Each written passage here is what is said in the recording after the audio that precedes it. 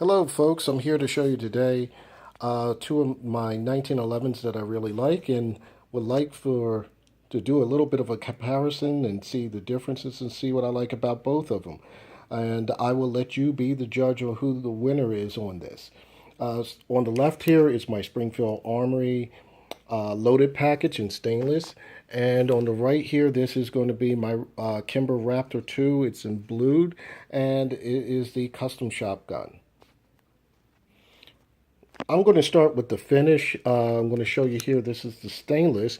It is like a two-tone stainless to me. It's shiny on the sides and on the top. You have your matte finish here. And what I like about it is it's not too blingy. It has the serrations that are really good serrations. They're very grippy, and you will be able to get a positive grip in racking the slide or doing a press check. And with the Kimber over here, as you see, it's in the blued finish, and its serrations are on the side here. Even though they're decorative, you can really get a good grip for press checking, and you can get a really good grip when you're racking the slide. If you look at the top of this Kimber Raptor 2, you'll see there are some type of serrations on the top of the slide. That is supposed to knock down some glare. It's pretty decent looking, makes it look cooler, but we need to know more about the functionality of the gun besides it looking pretty. Since I have this up, I wanted to let you see the Metrolite sights here. These are night sights that work very good, and when I'm firing this firearm, the recoil on this as you're firing, it's easy to get back on target with those sights. With here on the Springfield, you'll see that there are Novak style sights. And I want to bring to attention to some people about the Springfield Armory firearms. They are designed to use a 6 o'clock hold. So if you have a target here, your sight level is going to be right around here. So you'll have this is a dot here, a dot here, a dot here on your sights, you'll be below the target and you'll be able to pinpoint and accurately shoot that way if you're doing target shooting. If it does work in point of aim shooting, you're definitely going to hit the target. But if you really want to be one of those guys that want to get 1 and 2 inch groups, you set it up like a 6 o'clock hold, and it prefers more of a 6 o'clock hold. And the manual does state that. With the Kimber, all you have to do is pretty much line up the sights as normal. You have your circle here, you just run it in half and it'll hit the target every time. Both of these firearms shoot like tack drivers. Both of these firearms feature a match grade barrel. Both firearms feature what you would call a long length guide rod, extended guide rod. The thing about the Springfield Armory, this is a two-piece guide rod. What you will see here is you will need a tool or some type of Allen wrench to unloosen this, and it breaks down into 2 pieces. A lot of people don't like that style because it adds a little more work. So a lot of people will put a GI plug or put another type of full-length guide rod. Right here, this is your typical full-length guide rod on the Kimber, and a lot of people are really purist and they rather have a plug because it would make it easier for takedown. I prefer the full-length guide rod for positive lockup, slide locking up, and in some instances, if you have a full-length guide rod, some competition shooters I know would probably use the full-length guide rod to change different spring tensions and whatnot, and it helps that way for coil binding. But in the most part, this is a proven design. It doesn't. The 1911s usually don't need a full-length guide rod. Both firearms have ambidextrous safeties, and they both have matched triggers. Both triggers fire at a rate of, in the poundage, anywhere between 4.5 and 5 pounds. I don't have a problem with that because, particularly, I like my firearms in the out of the box stock. I don't do any trigger jobs or anything of that nature. What I'm going to show you here, since this is considered the, I don't know if you can see that, model 1911 A1.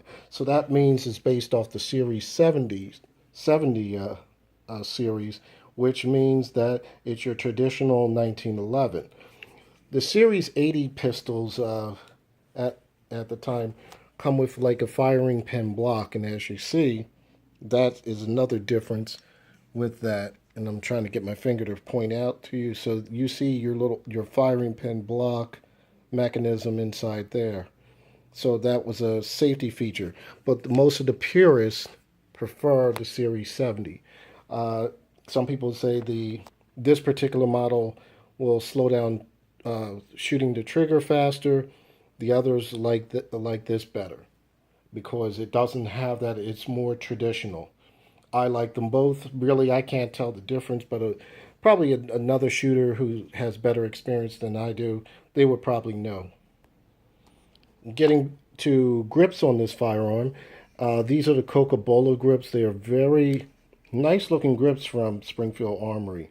They're the traditional sign from Springfield Armory, and they're very decent looking wood grips. A lot of people will change these grips over to VZ grips, etc.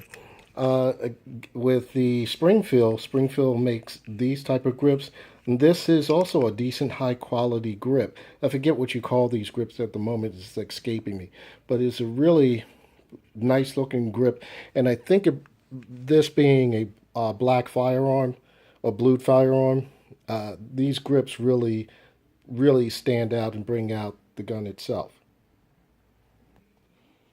Both of these firearms are stock. For the exception, I added one minor detail with this. I prefer to have a magazine well with my firearms.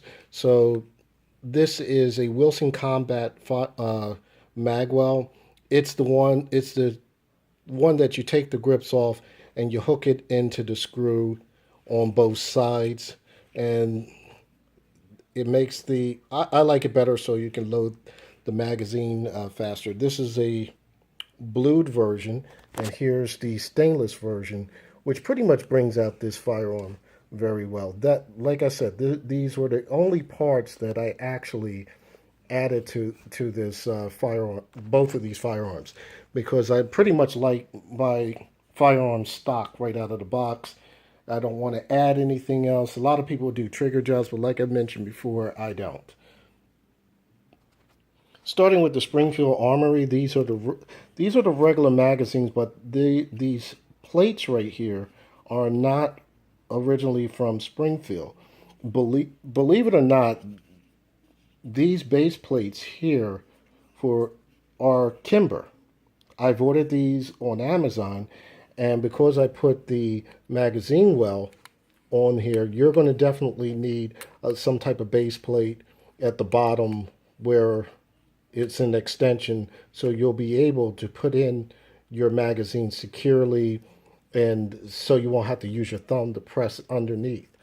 Uh, and I pretty much really like the way the look is, and it looks pretty cool that way.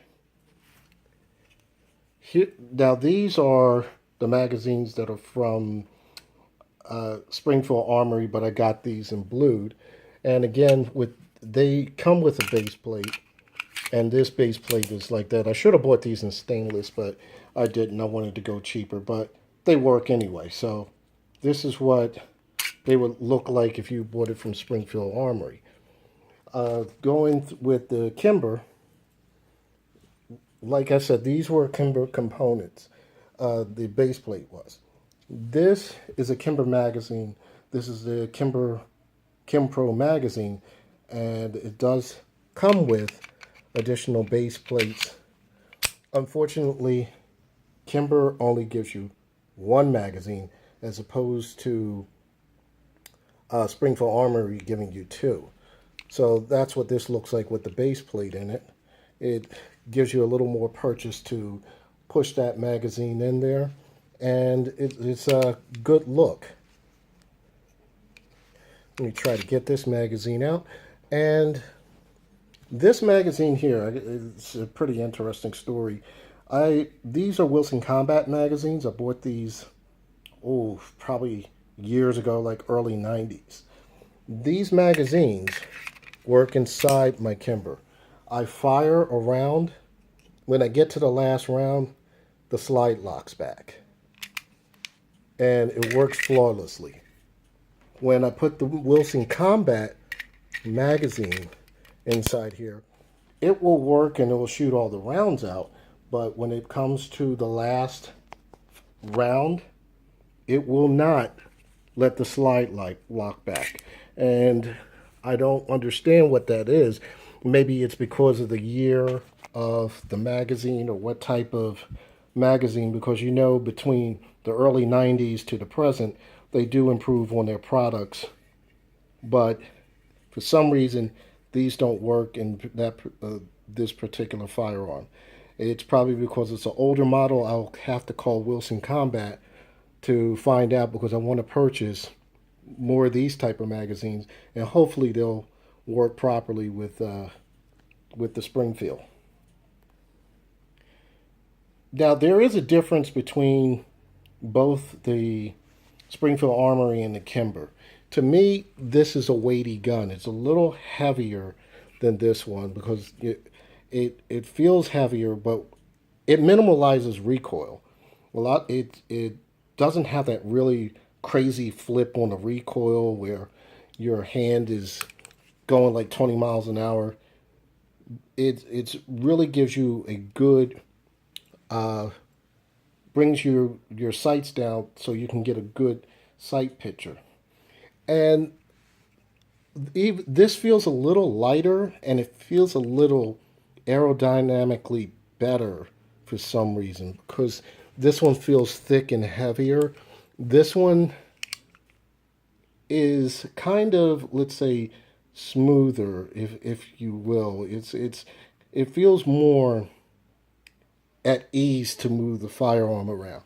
Like this one feels like I'm moving a little bit like a brick a little bit, but I don't have the weights on these firearms to tell you which weight is what, but I want to show you something and it might explain why I feel that way.